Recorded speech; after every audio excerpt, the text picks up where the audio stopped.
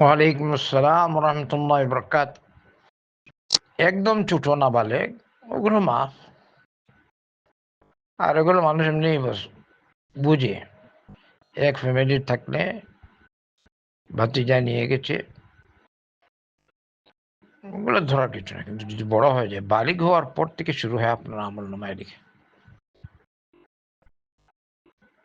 বড় হয়ে গেছেন, বালিগ হয়ে গেছেন, তারপর যদি দিন, তাইলে তো এটা যদি এরকম হয় তাহলে চাচাকে বলবেন, বাবাকে বলবেন। বাবা তো বাবাই,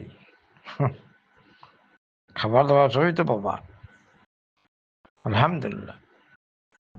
তো বাবা আছেন, চাচা আছেন, তাদের পকেট থেকে কিন্তু বলে দিন, অসুবিধা নেই। এগুলো স্বাভাবিক, সবাই করে।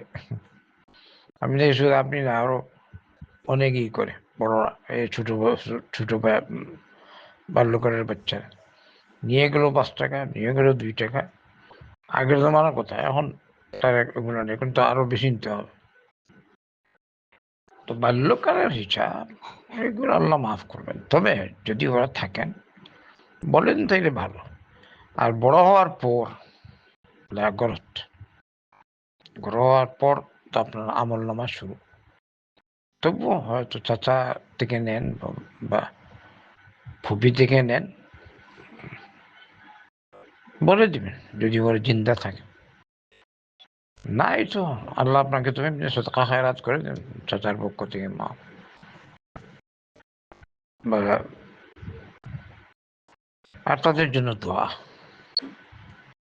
দোয়া হতা এইসব যেগুলো অনেকটা আছে, মানুষ এমনি ছাড় দেয়, বুঝছেন, এমনি ছাড় দেয় মানুষ।